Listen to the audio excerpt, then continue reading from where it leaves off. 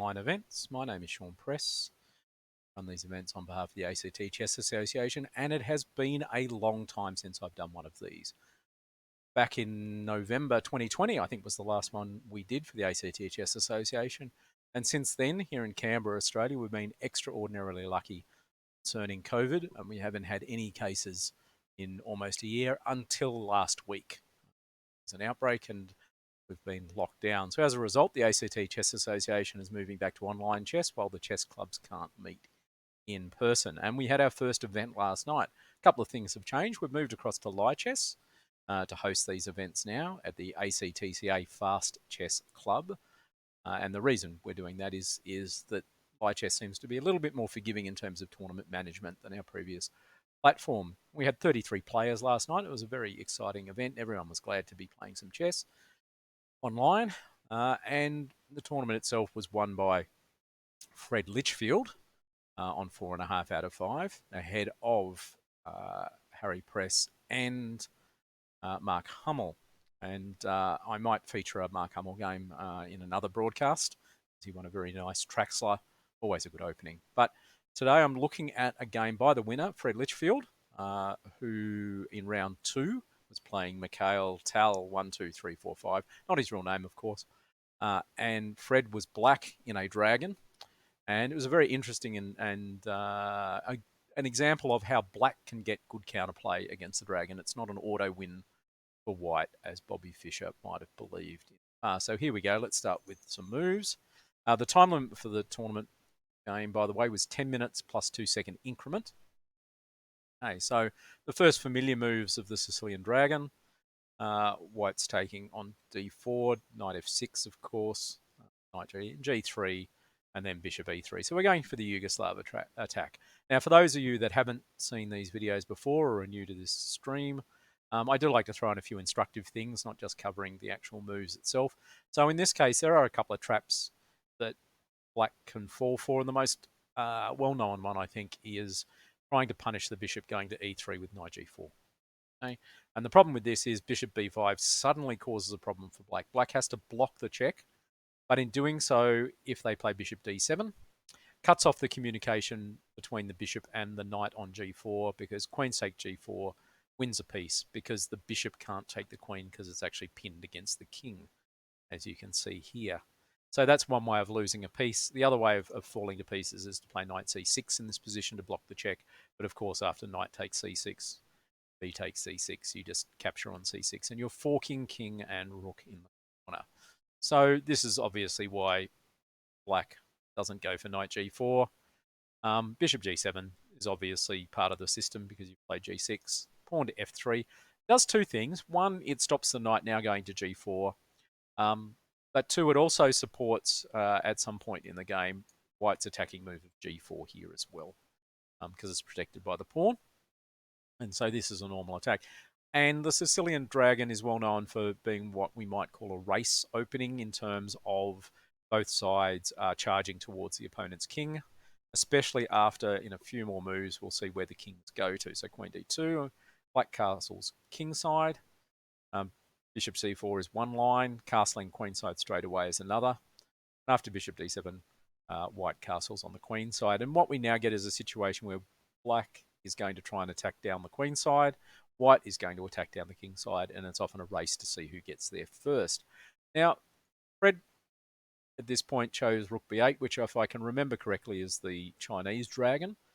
And it's a relatively new system, but has been quite popular for at least 20 years now. So rook b8, and the idea is you're supporting the pawn, push to b5. The older moves were rook c8. The idea, of course, is that you're lining up down the c-file against the king, and also the bishop on c4 is a little bit exposed because it's not being defended by anything. And after the bishop goes back, the knight normally would go to a square like a5, not so much to take the pawn on, no, the knight bishop on b3, but to actually plant itself on c4. And the other option in that move, in that position here, is an early queen a5 after king b1, just to get a bit out of the firing line. You actually have the advantage of bringing the rook on f8 across to c8, which allows the other rook on a8 to go to b8 as well. And they're all common opening moves for both sides and well known to theory. But rook b8 got played. That was the Fred's choice. He's going to follow it up with b5 at some point. So the king went to b1, fairly okay move here. The other option was bishop b3, and after knight a5, white then tries to execute their plan of attacking on the king side and even taking, which I'm never convinced letting the queen in that early is a good idea for white. Black then played b5, and this ended up being a win for Nakamura over Robson in a tournament game a number of years back. Took 40 moves, but still a win for black. So the king went to b1, and then Fred played the slightly interesting b5 here. Now, this is a pawn sacrifice for activity, and sometimes this will work, sometimes it won't. So, for example, in knight takes b5 is the obvious move, I think. You've always got to test gambits at least once in your life by capturing. And if white captures here, knight e5 is the normal move. Bishop retreats, and then queen a5. So black gives up a pawn, but to try and get a lot of activity in this position with open files. The most, I suppose, high-level game that was played here was between Floris Rios, who's wrote a fantastic book about openings and pawn structures, by the way, and Pap, and it ended in a draw. I'm not going to go through all the moves of this one. As you can see, 54 moves, and that was the final position. So, back here, bishop b3 will retreat to safety. And knight goes to a5. And then white starts to push with g4. And it's going to try and follow up with h4, h5. Black can continue by playing b4 if they wish to. Knight d5, swap, swap, bishop takes. You play e6, bishop retreats, d5. And this is another pawn sacrifice. But at the end of this line, I think white is okay. I just didn't trust the moves here. So knight takes b3 seemed reasonably sensible. And this is where instructively white started to go a little bit wrong, I think. As much as even the position was quite equal for a long time, white was worried about pawn structure issues and took with knight takes b3, removing what essentially was a good piece from the center, sitting on this square here, and played c-take. If he'd played c-takes instead, I mean, you get double pawns, you're capturing away from the center. I know you're not supposed to do this, but after here, white has a very solid position and has nothing really to worry about. And in fact, the plan of continuing the kingside attack now works a lot better for white because there are blocked files here, and it's very much harder for black to break through in this position. Instead, knight takes b5, and then white played b4. This is a new move here in this position. Other moves have been played, such as a5. But white played b4. Remembering, of course, as I said, 10 minutes plus 2 seconds move. So you never quite know how much time a player took to spend on a move or how much time you've got for the rest of the game. So you tend to play very quick moves. Nigel Short, as I remarked in another video, says that online chess is a lot of one-move threats. And sure, b4 threatens to take the knight. So the knight went to d5. Knight takes. And again, this is where white probably again should have captured with the pawn. He takes d5. And in fact, this is not a bad pawn on e5.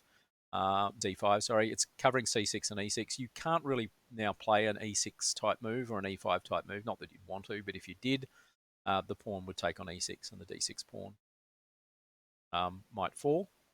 And even after black continues with something like rook b5, white's slightly better in this position.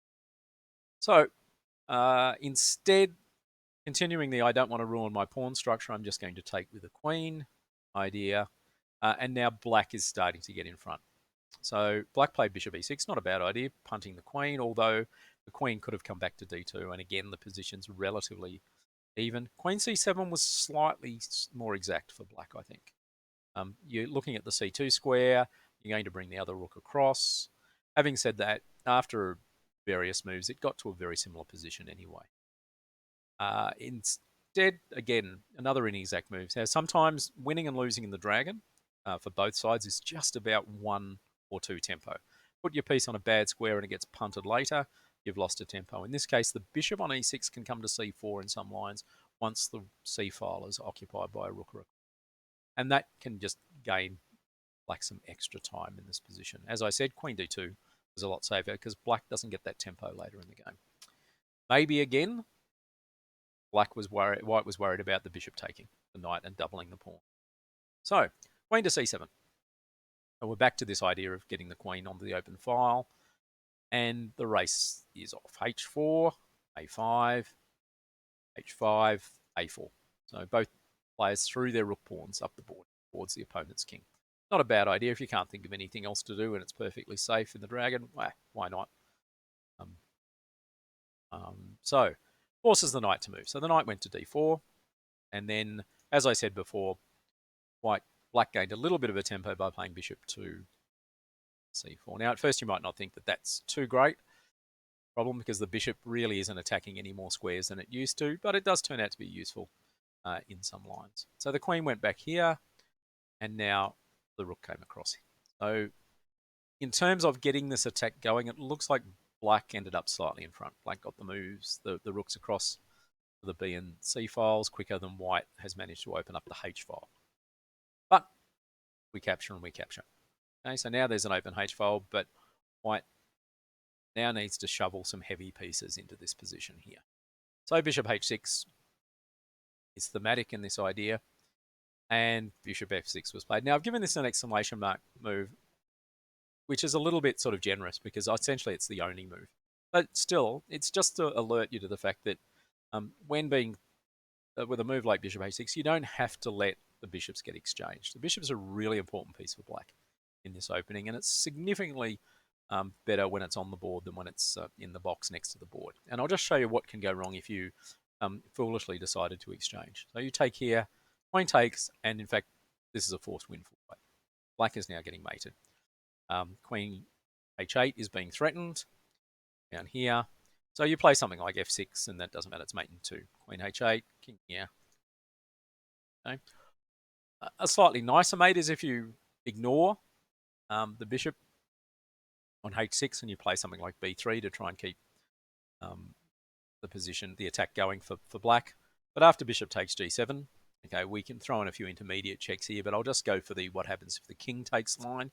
King takes g7, queen h6, king goes to f6, only square, g5, king goes to e5, only square, and then there's a really nice retreat mate with queen h2 down here. And so that's what happens if you try and ignore the bishop or exchange the bishop. So instead the bishop goes to f6. The only thing here is white now has a chance to hold this position as a draw. Bishop g5. Okay, and basically where does black go? If we play to e5, you've got f4, and if you just retreat back to bishop g7, then we've just got bishop h6 again, and the same line applies. So if white had wanted to draw the game, at this point, this is where white was drawing the game. Having said that, black could at least try bishop takes a2, but if white sensibly plays king a1, we're still in the same position here. We're just going to beat the position. The only thing that can go wrong for white is if they took the bishop sacrifice, because after b3, king back to a1, then we take and take, and then you take on c2, hitting the rook. There's just enough wiggle room here to not get mated. Queen h6 straight away doesn't work because we actually take on d1 with check promotion, so the rook moves out of the way to stop that happening. And then queen b7 threatening another mate on b2 happens, and the only way to block this mate is to put something in the road. And then after queen b5 or knight b5, then we just swap, and black's up a piece. There is no mate, and it's easily winning. Instead, rook h2 with dreams of still winning the game, when about now it should have been, how do I save the game? b3, and this is where all the tactics and fun now kick off. We've got a number of choices for white in this position, including the one that was played in the game. Okay.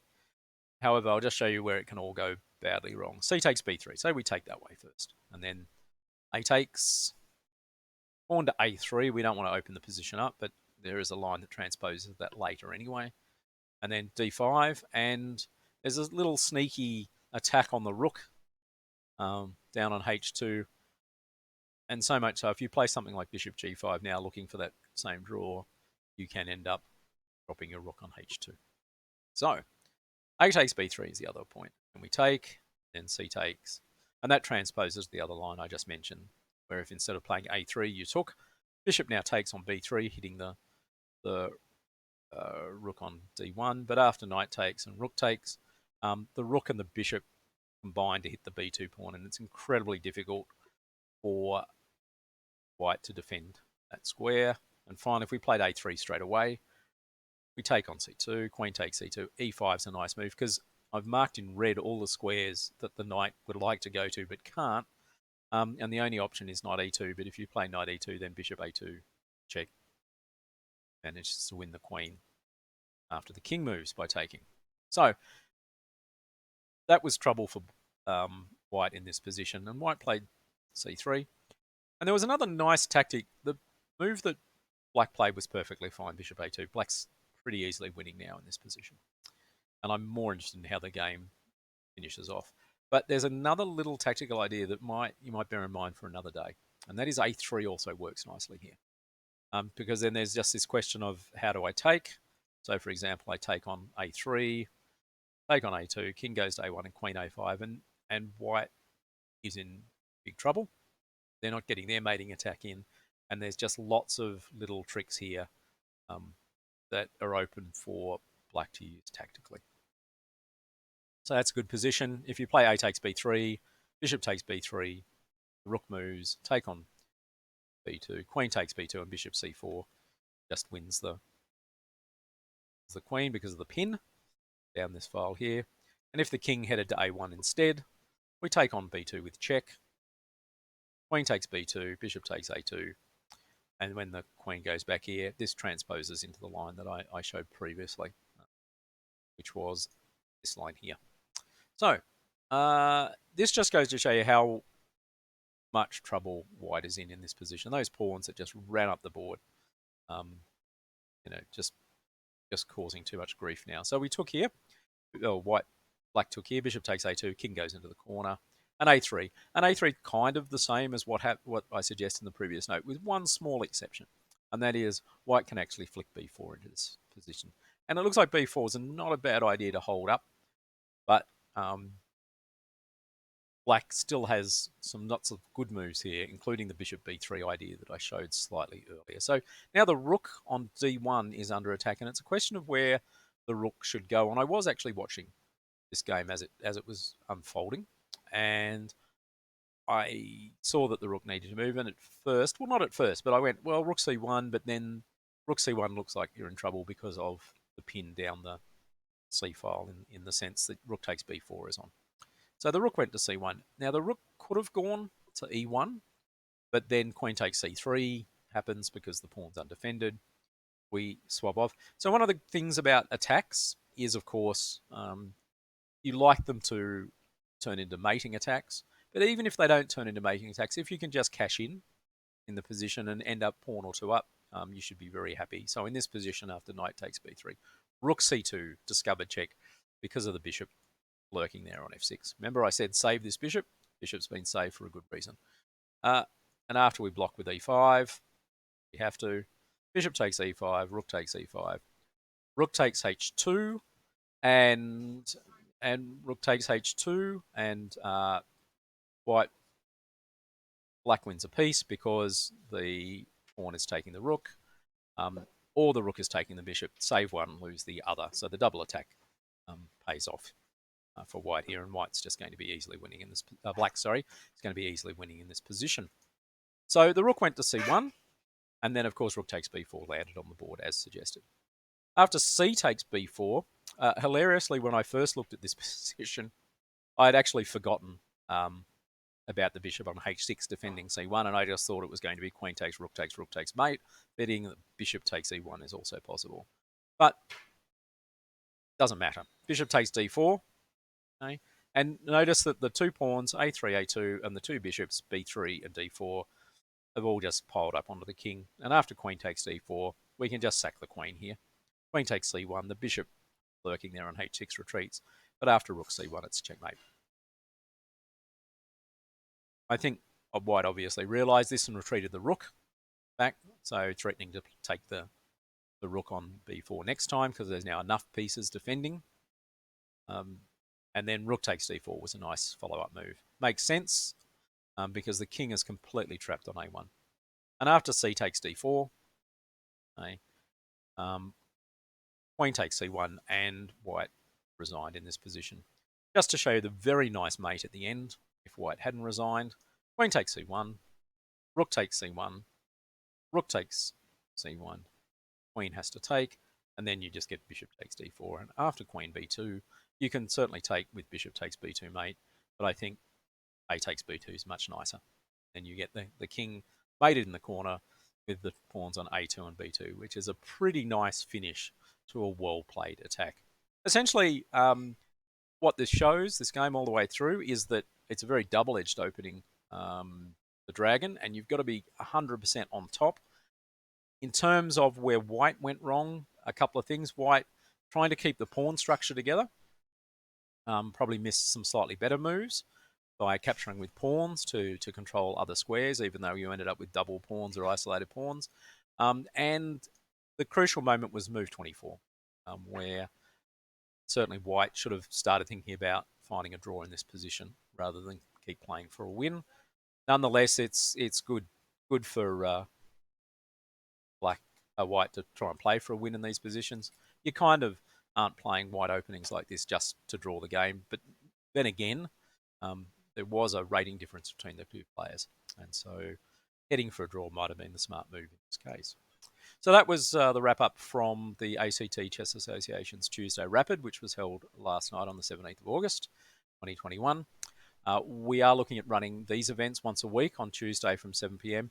At the moment, it's open just for Canberra players and players with a connection with ACT Chess. I used to live here, you've moved away, want to get some online chess. I did get hit with a lot of requests from just random people on Live Chess trying to join the club.